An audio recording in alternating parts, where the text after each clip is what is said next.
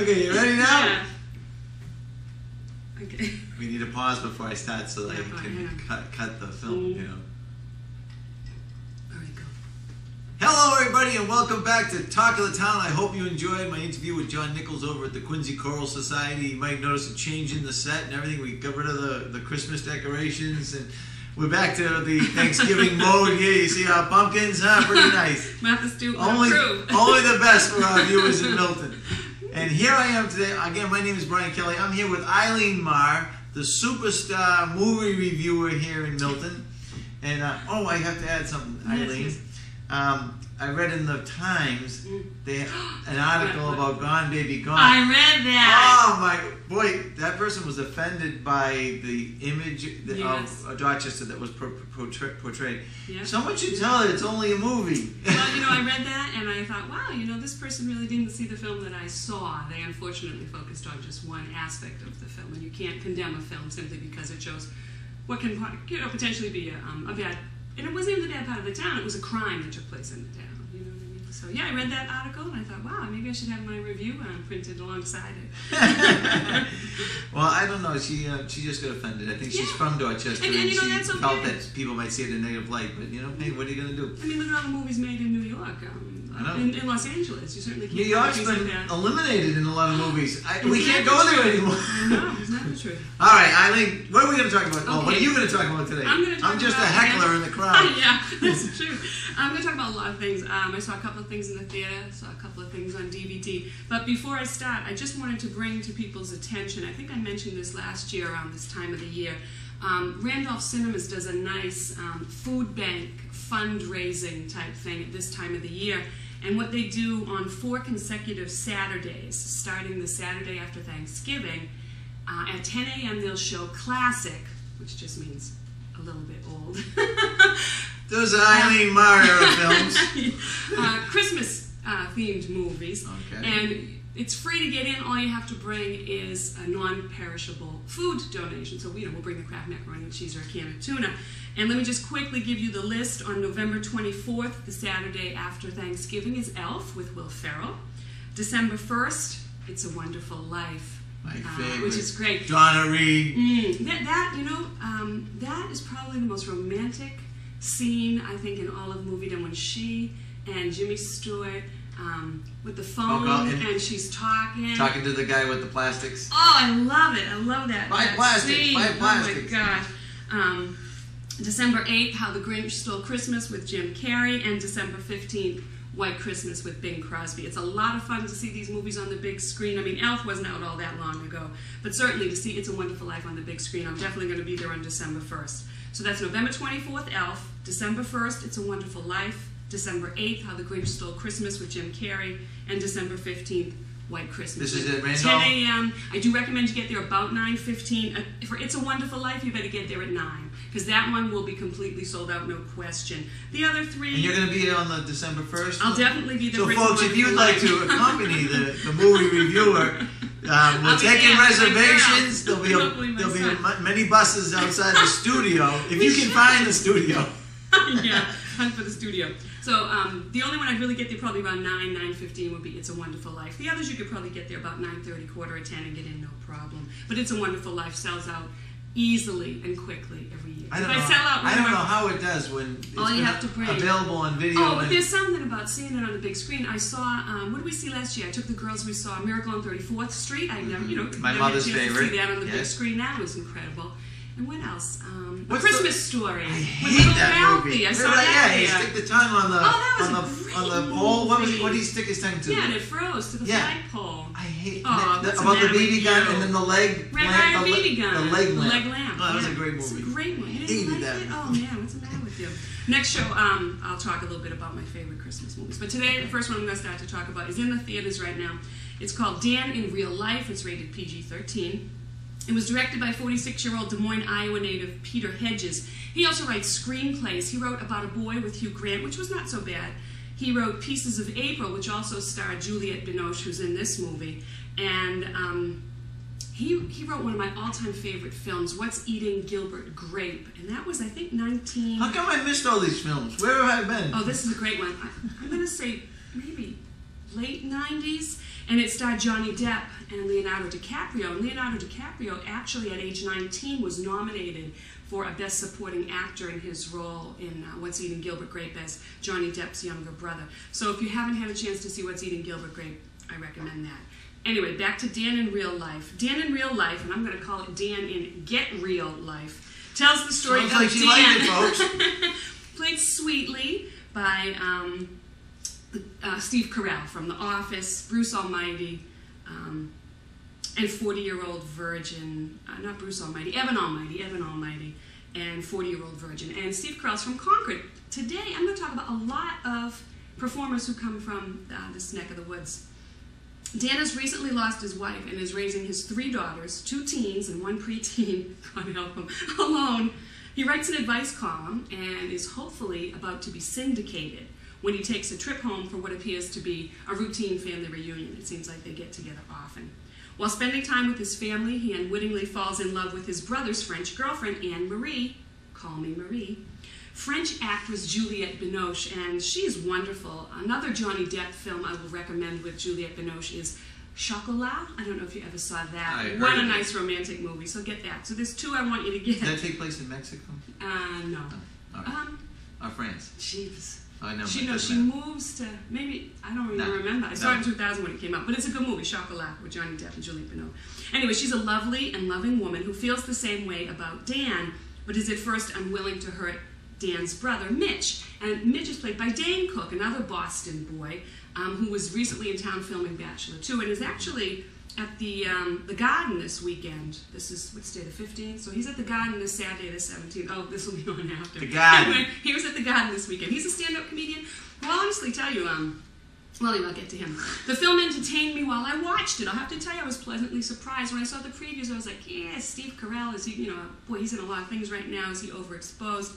But while I watched it, I pretty much enjoyed it. It had some genuinely funny and moving elements, but overall, when I let it sit for a while, again, that's where I have a great advantage over other reviewers. She has a lot of time. She stays in the theater hours after everyone leaves. But, I saw this movie 2 weeks ago. I wrote the review just a couple of days ago, so it's actually had a chance to sit.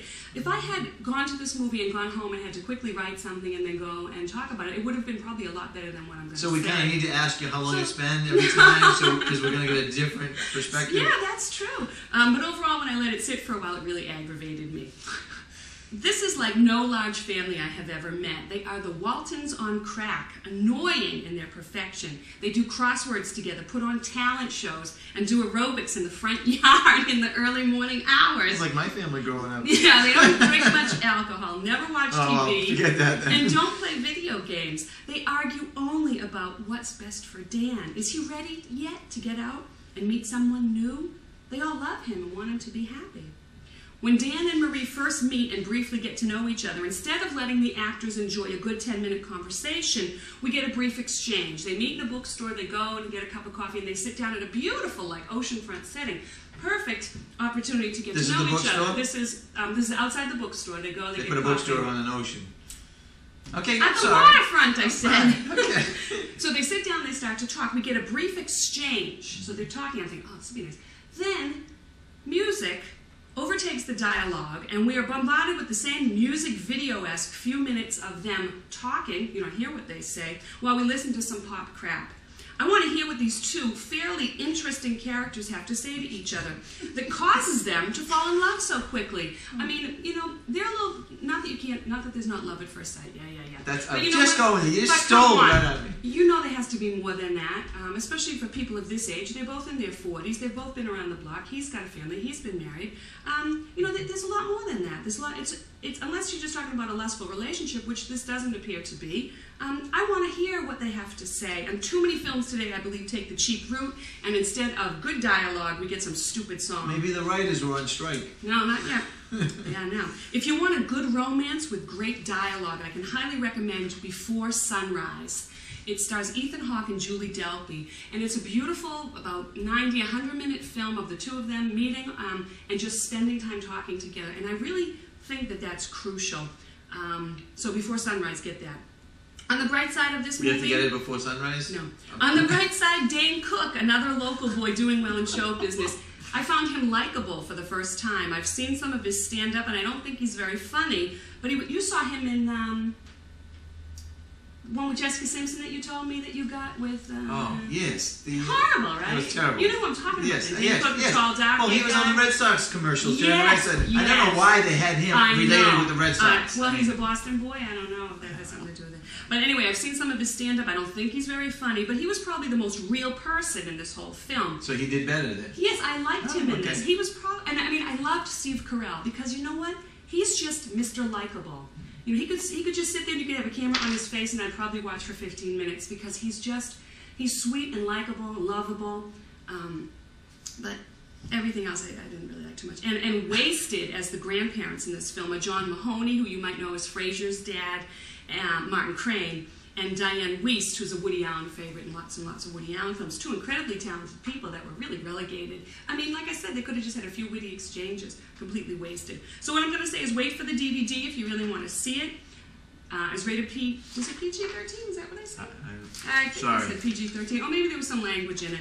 But I didn't really find much objectionable about it. Obviously, there wasn't enough language in it. You were upset that they had very little dialogue. I hate that. It's really, again, kind of was like... Was that Dan the Man? Was it called Dan in Real Life. Dan in Get Real Life. What happened with his daughters? And I'm not going to tell you the ending. I mean... Oh, okay. Yeah. I mean, you know, he's got 3 daughters, so they're kind of at each other a lot. Okay. I would wait for DVD. Again, just like Steve Carell's last movie, and I really liked Evan Almighty. Remember I reviewed that about the Ark? Yes. The modern day yes. Noah. I never saw that. I was like one of the few people that actually liked that movie. But even I could see... She stands out above the crowd in movie reviewing. I think, just like that, this would have made a wonderful made-for-TV movie. That's what this is. It's a made-for-TV movie. Sunday night, 7 to 9 o'clock. Aren't all movies made for TV? Eventually. Didn't Tom Kemp tell us that 80% of the profits come after the theater? Mm-hmm. So aren't all movies made for TV? You know what I'm saying. Okay. All right. Next movie I'm going to review that I just saw with Tom and Noel is B-Movie, and that's PG.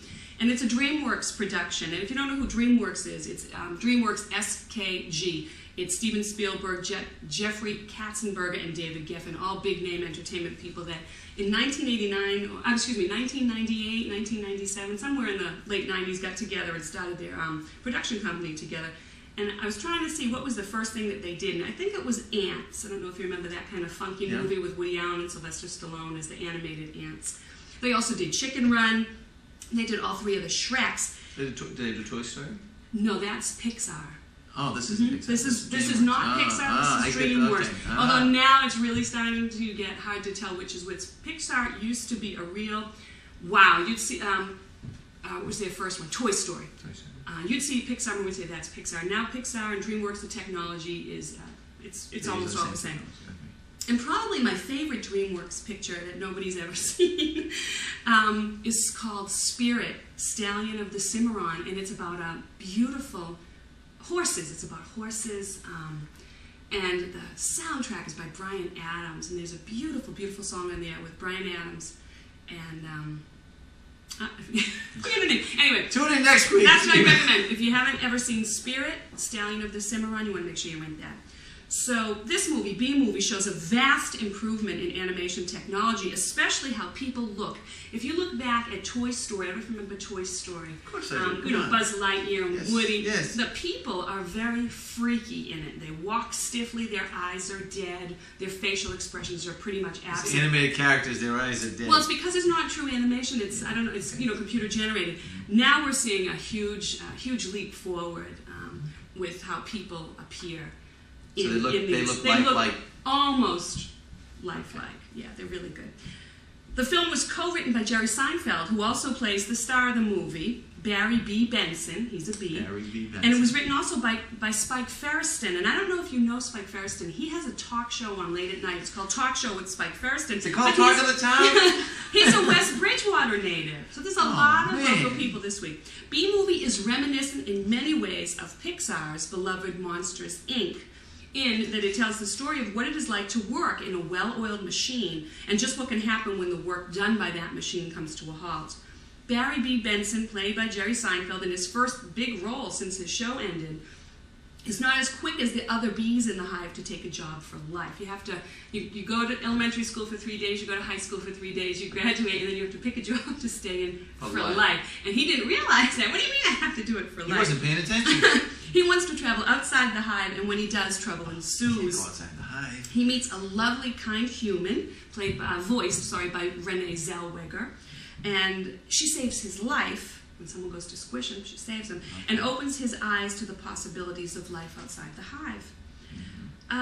Jerry Seinfeld's been all over lately. I don't know if you've noticed. He did a huge press junket for this show. He was on every show imaginable. He was on 1,000,001 commercials. They would show little bits and pieces of the movie, and he would introduce it. He was just everywhere. And for Jerry Seinfeld, who all those years he did Seinfeld, that's all you'd see him on was Seinfeld. He was, I'm not going to say reclusive, but he was fairly particular about what he did. To see him all over the place was a little unsettling to me. Anyway, It was. I'm sorry to because hear he that. just has an aura. She was unsettled. I always thought he had an aura about him of being kind of cool and kind of like, this is what I do, this is all I do. And then to see him almost, now he's a bee. almost prostituting himself. Now he's a bee. Maybe he's broke. Maybe that's it. He's buzzing around everywhere. Because that's right. just That's what it a bee felt would do. like. He couldn't Pollinating. stop. He couldn't stop. The standout supporting cast member in this is John Goodman, who plays a honey producing company's defense attorney, because Barry B, once he gets out and sees, oh my gosh, there are honey farms where they have the beekeepers and they're stealing the bees' honey, he decides to take these companies to court. Okay. And John Goodman defends the companies. So John Goodman plays the bee company defense attorney in a courtroom battle that Barry brings against beekeepers and producers. Mm-hmm. He plays it like a southern preacher, drawling and drawing out even one-syllable words on into infinity. His performance was the highlight of the film for me. John Goodman? Yes.